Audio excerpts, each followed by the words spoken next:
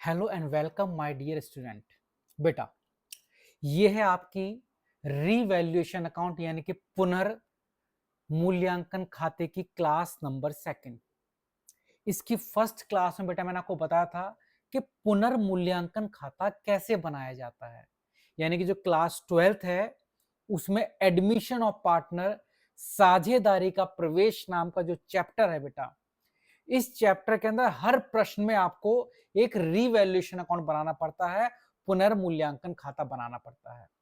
तो उसी की बात चल रही है बेटा कि पुनर्मूल्यांकन खाता रीवैल्यूएशन अकाउंट कैसे बनाते हैं, ये मैं आपको पिछली वाली क्लास में बनाकर सिखा चुका हूं। और आज की इस क्लास में मैं आपको एक रीवैल्यूएशन अकाउंट बनाकर दिखाऊंगा, एक प्रश्न के साथ में कि अगर प्रश्न में रीवैल्यूएशन अकाउंट बनाने के लिए आता है तो हम रीवैल्यूएशन अकाउंट कैसे बनाएंगे। गारंटी मेरी है, अगर आप 10 मिनट की इस क्लास को ले लोगे तो हर एक बच्चा आज रीवैल्यूएशन अकाउंट यानी कि पुनर्मूल्यांकन खाता बनाना सीख जाएगा। मैं हिंदी और इंग्लिश दोनों में बोल रहा हूं बेटा, ताकि आपको दिक्कत ना हो, है ना। वैसे पुनर्मूल्यांकन खाता बोलते पुनर्मूल्यांकन ही बार बार, लेकिन बनाते हम रीवैल्यूएशन अकाउंट ही है, लिखते रीवैल्यूएशन ही बेटा, है ना। कि मुझे भी लगता है कि आपको इतना पता होना चाहिए बेटा कि पुनर्मूल्यांकन खातों को रीवैल्यूएशन अकाउंट बोला जाता है।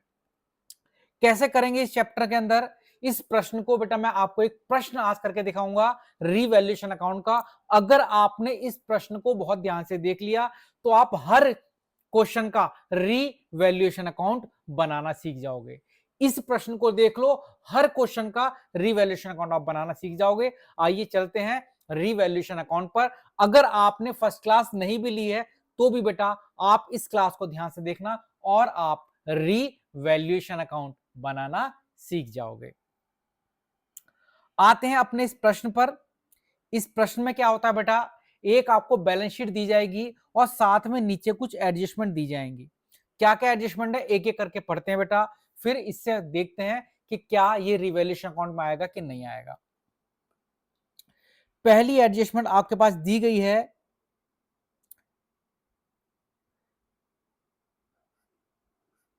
से लाभ के 1/6 भाग के लिए 15,000 रुपए पूंजी तथा 5,000 रुपए ख्याति के प्रीमियम के रूप में लेकर आएगा। तो सुनो बेटा ध्यान से, मैं आपको क्या बनाना सिखा रहा हूं अभी, सिर्फ रीवैल्यूएशन अकाउंट। रीवैल्यूएशन अकाउंट पुनर्मूल्यांकन खाता। और पुनर्मूल्यांकन खाता का मीनिंग अगर आपको पता भी है शायद, मैं एक बार फिर से बता देता हूं बेटा, कि जब भी कोई नया पार्टनर हमारी फर्म को ज्वाइन करता है, जब भी कोई नया पार्टनर हमारी फर्म को ज्वाइन करता है तो उस समय पर हम अपनी संपत्ति और दायित्व का दोबारा से मूल्य निकालते हैं और उस मूल्य में हमें जो प्रॉफिट या लॉस होता है उसे हमें रीवैल्यूएशन अकाउंट में दिखाना होता है। कहोगे सर समझ में नहीं आया, बताता हूं। यानी कि जब भी कोई नया पार्टनर हमारी फर्म से जुड़ेगा, ए बी दो पार्टनर थे, सी नाम का पार्टनर फर्म में आ रहा है मान लो, तो उस समय पर हम क्या करेंगे, अपनी एसेट्स का और लायबिलिटी का, संपत्ति का और दायित्व का दोबारा से मूल्य निकालेंगे और इस मूल्य निकालने में हमें जो प्रॉफिट या लॉस होगा वो हमें यहां पर दिखाना है। यानी कि यहां हमें सिर्फ एसेट्स और लायबिलिटी, संपत्ति और दायित्व में जो मूल्य बढ़ रहा है या मूल्य घट रहा है उसी को इसमें दिखाना है, कितना हमें प्रॉफिट हुआ, कितना हमें लॉस हुआ। तो याद रखना, सिर्फ एसेट्स और लायबिलिटी का हमें वैल्यू बढ़ी या घटी वो रीवैल्यूएशन अकाउंट में दिखाते हैं, उसके अलावा कुछ भी रीवैल्यूएशन अकाउंट में नहीं दिखाते।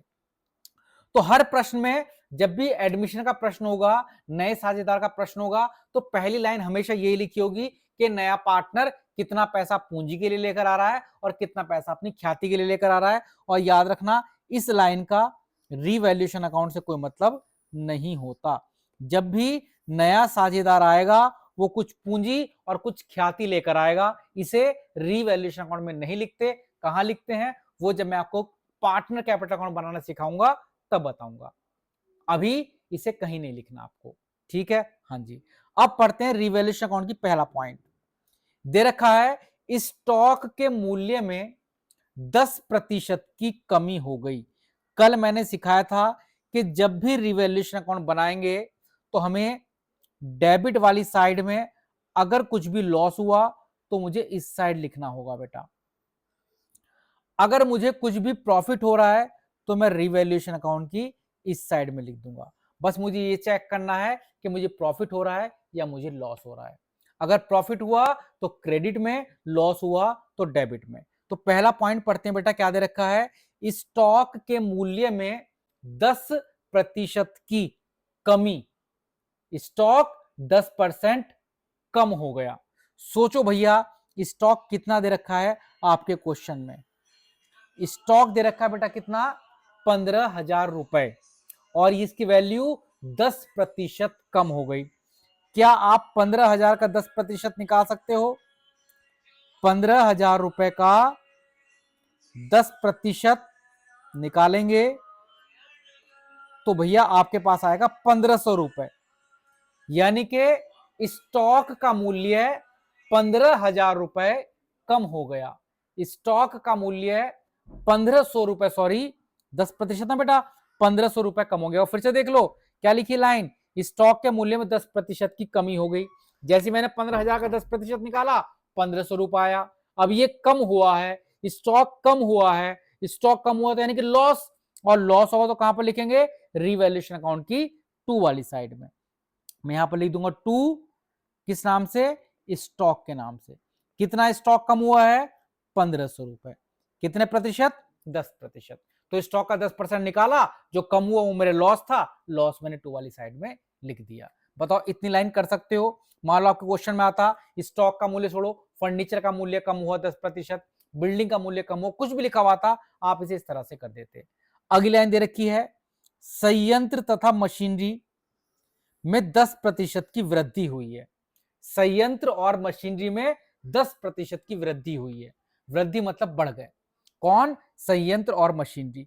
देखो ध्यान से, आपकी बैलेंस शीट में संयंत्र और मशीनरी 30,000 रुपए के दे रखे हैं, इनकी वैल्यू 10% बढ़ गई है।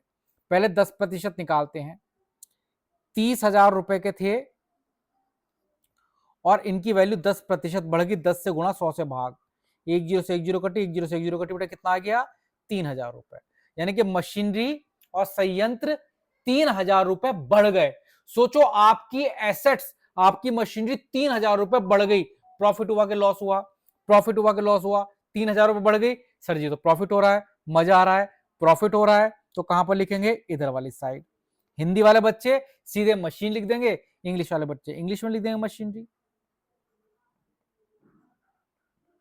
कितने रुपए बढ़ी है बेटा, 3,000 रुपए। देखो कितना आसान है, जो नुकसान हुआ था मैंने 2 में लिख दिया, अगर कोई फायदा हुआ मैंने बाय में लिख दिया।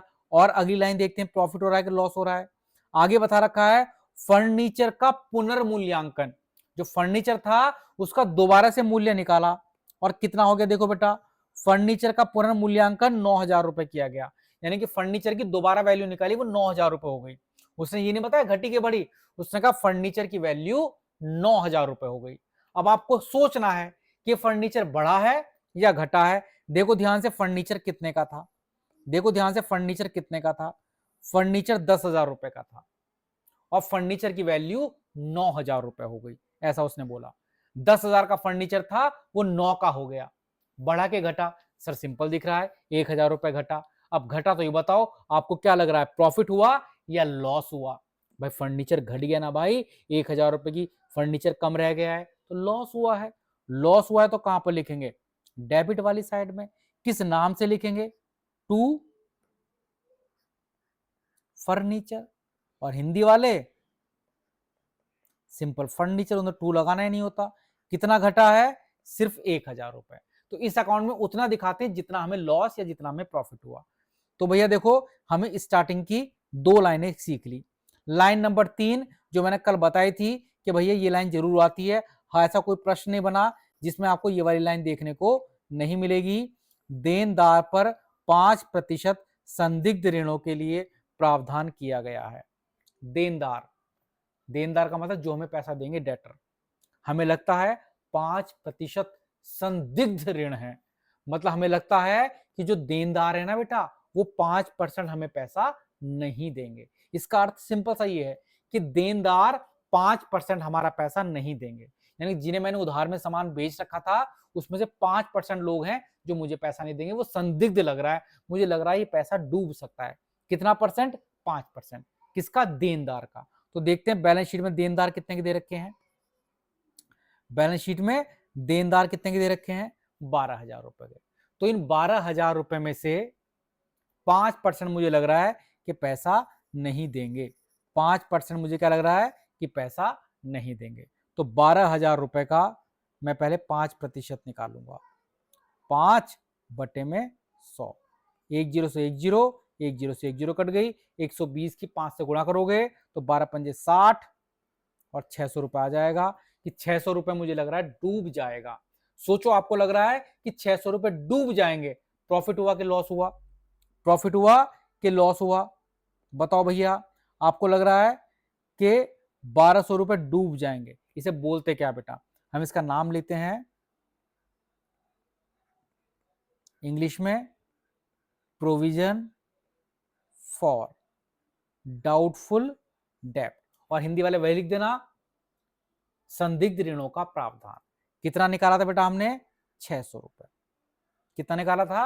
600। जितना लग रहा है डूब जाएगा उतना लिखना है बेटा। और टू में क्यों लिखा? क्योंकि हमें लॉस हो रहा है। बाय में कब लिखेंगे? जब प्रॉफिट होगा। टू में कब लिखेंगे? जब लॉस होगा। आगे पढ़ते हैं। 200 रुपए बिजली का बिल देने के लिए उपलब्ध रहेंगे। इसका मतलब ये हुआ कि आपको ना बेटा बिजली का बिल और देना 200 रुपए का। 200 रुपए आपको बिजली के बिल के देने हैं। अब मैं आपसे सिंपल पूछूं कि आपसे मैं बोलूंगा कि 200 रुपए बिजली के बिल की और देने हैं, आपको प्रॉफिट लग रहा है कि नुकसान लग रहा है? आपको 200 रुपए बिजली के बिल की और देने से, वो बोल दिया कि जब नया पार्टनर आया था बेटा उस समय पर 200 रुपए बिजली के बिल की और देने बाकी हैं, मतलब बिजली के बिल के और देने बेटा। आपको बिजली के बिल के लिए 200 रुपए और उपलब्ध कराओ भाई, उन्हें 200 रुपए देने पड़ेंगे तो लॉस लिखेंगे क्या? Electricity bill. क्या लिखेंगे बेटा? इलेक्ट्रिसिटी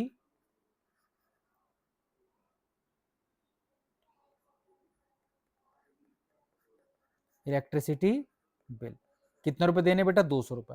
अच्छा, हिंदी वाले कह रहे सर मैं क्या लिखूं? बिजली का बिल कितना? 200 रुपए। और देखते हैं भैया अगली लाइन क्या बोल दी, लाइन नंबर 5। 1,000 रुपए मूल्य के विनियोग जिन्हें तुलना पत्र में नहीं दिखाया गया है वही खातों में दर्शाया गया है। देखो बेटा, विनियोग का मतलब होता है इन्वेस्टमेंट। ये समझ लो जैसे 1,000 रुपए के बिजली के बिल देने बाकी थे, वैसे ही 1,000 रुपए की इन्वेस्टमेंट है। 1,000 रुपए की इन्वेस्टमेंट है जो बैलेंस शीट में नहीं दिखा रखी है आपने, वो आपके पास है। तुलना पत्र मतलब बैलेंस शीट, कि बैलेंस शीट में नहीं दिखा रखी लेकिन आपके पास 1,000 रुपए की इन्वेस्टमेंट है। सोचो भैया, जब नया पार्टनर आया, आप अपनी कागज ढूंढ रहे थे, आपने देखा उस कागज में अरे एक कागज निकला, अरे ये तो 1,000 रुपए हमने कहीं जमा कर रखे हैं, ये तो हमारी 1,000 रुपए की इन्वेस्टमेंट है। विनियोग है। विनियोग मतलब इन्वेस्टमेंट, कहीं पैसा लगा रखा था आपने, आपको ये पता लग जाए कि 1,000 रुपए आपने कहीं लगा रखे थे, इन्वेस्ट कर रखे थे, तो बताओ ये आपको क्या खुशी हुई कि दुख हुआ? अरे यार 1,000 रुपए मैंने कहीं लगा रखे थे, तो ये तो मुझे मिल जाएंगे आगे चलकर। दुख होगा? देना भाई, खुशी होगी। तो 1,000 रुपए की इन्वेस्टमेंट भी है जो आपको अब दिखानी है बैलेंस शीट में। अब तक आपने लिखी नहीं रखी थी, आपको पता ही नहीं था कि आप पर 1,000 रुपए की इन्वेस्टमेंट भी है। इसका मतलब ये हुआ। तो ये आपके लिए बेटा प्रॉफिट माना जाता है। आपको कोई नई विनियोग मिल जाए, कोई नया संपत्ति मिल जाए, तो सीधी सी बात है भैया, ये आपके लिए क्या हुआ? प्रॉफिट। लिखोगे क्या? इन्वेस्टमेंट। इंग्लिश हिंदी में क्या लिखेंगे? विनियोग। कितने 1,000 रुपए की? 1,000 रुपए की। और लास्ट और छठा, इसके तुरंत बाद आपका रिवैल्यूएशन का आंसर आ जाएगा। एक लेनदार जिस पर 100 रुपए दे हैं अपलिखित किया गया है। मतलब एक लेनदार है, लेनदार जानते हो कौन होता है? जो हमसे पैसा लेते हैं। वो एक लेनदार था 100 रुपए का, उसे अपलिखित कर दिया, मतलब हटा दिया कि अब तो ये पैसा हम नहीं देंगे। हो सकता है बेटा मरमरा गया हो या कहीं चला गया हो। लेनदार को 100 रुपए अपलिखित मतलब हटाने हैं, 100 रुपए कम करने एक तरह से। लेनदार जो हमसे पैसा लेगा उसे 100 रुपए कम देने हैं। तो सोचो प्रॉफिट हुआ कि लॉस हुआ? लेनदार को 100 रुपए कम देने हैं। सर सीधी सी बात है, कम देने ना भाई। पहले हमें कम मिल रहे थे, डेटर देनदार पर हम लग रहा था पैसा डूब जाएगा तो वो लॉस था। अब लेनदार है जो हमसे पैसा लेंगे, वो 100 रुपए कम लेना चाह रहे हैं, तो भाई बढ़िया बात है, मत लो। लेनदार को इंग्लिश में क्रेडिटर बोलते हैं और हिंदी में लेनदार ही बोलते हैं। कितने रुपए के? 100 रुपए के। अब हम करेंगे अकाउंट को क्लोज। देखो भैया, हर क्वेश्चन में ऐसे ही एक रिवैल्यूएशन अकाउंट बनाना है, उसके बाद आपको आगे बढ़ना है। कितना आसान रहा रिवैल्यूएशन अकाउंट बनाना। टोटल करते हैं, ये साइड बड़ी आ रही है बेटा, जो साइड बड़ी है 4100, उसी को दोनों तरफ लिखा जाता है, एक जीरो ज्यादा लगा दी, 4100 बड़ी साइड को दोनों तरफ लिखो। अब इसे जोड़ लो, 15 प्लस 1000 2500, 25 और 6 3100, 31 और 2 3300 आया बेटा। ये कितना आया? ये 3300। लेकिन इसे कहीं लिखना नहीं है। 4100 में से 4100 में से 3300 घटा दो, इधर का टोटल घटा दो, 15 15 30 और 31 32 3300 रुपए घटा दो। तो 4100 में से जैसे ही आप 3300 रुपए घटाओगे, आपके पास बचेंगे कितने? सिर्फ 800 रुपए। जो बैलेंस बचकर आया घटाने के बाद, किसमें से घटा बेटा हमने? ये 4100 में से 3300 घटा दिए, जो बचकर आया वो हमारा क्या हो गया? प्रॉफिट। इसे हम क्या करेंगे? जो पुराने साझेदार होते हैं ए और बी, उसमें बांट देते हैं। हर प्रश्न में लिखा होता है पुराने साझेदार कौन है। देखो स्टार्टिंग की क्वेश्चन में रखा है ए और बे, ए मतलब ए और बी दो साझेदार हैं, उनका लाभ का अनुपात बेटा कितना है? 3:2। इस प्रॉफिट को हम 3:2 में बांट देंगे और बस हमारा रिवैल्यूएशन बनकर तैयार। बताओ कितना आसान होता है रिवैल्यूएशन। इस 800 रुपए को ए और बी में हम बांट देंगे। कैसे? 3:2 में, 3/5 और 2/5। 5 से काटेंगे बेटा, 800 रुपए का 3/5, 5 एकम 5, 5 छंग 30, 16 दूनी 32, 16 4800 आ गया, 480 सॉरी, और 320। इतना बेटा आपको देखो काटना आना चाहिए भाई, 480 और 320। इस तरह से हमारा ये रिवैल्यूएशन अकाउंट बनकर तैयार हो गया। बेटा ये नोट्स मैं आपके ग्रुप पर सेंड कर रहा हूं और इसका सॉल्यूशन की आप एक बार स्क्रीनशॉट ले लो। उसके बाद आप इस प्रश्न को खुद करके देखना कि क्या आपको इस प्रश्न का रिवैल्यूएशन अकाउंट बनाना आया कि नहीं। अगर आपको आ गया होगा तो कल मैं आपको इसी प्रश्न का पार्टनर कैपिटल अकाउंट यानी कि पूंजी खाता बनाना सिखाऊंगा। तो कल की क्लास में मैं आपको पूंजी खाता बनाना सिखाऊंगा, इस ही क्वेश्चन का, इस ही प्रश्न का। तो चलिएगा, आज की क्लास में मैंने बनाना सिखाया रिवैल्यूएशन अकाउंट, और कल हम सीखेंगे पूंजी यानी कि कैपिटल अकाउंट। तब तक के लिए जय हिंद, जय भारत। जो भी हमारे ग्रुप से जुड़ना चाहता है वो व्हाट्सएप पर मुझे मैसेज कर सकता है।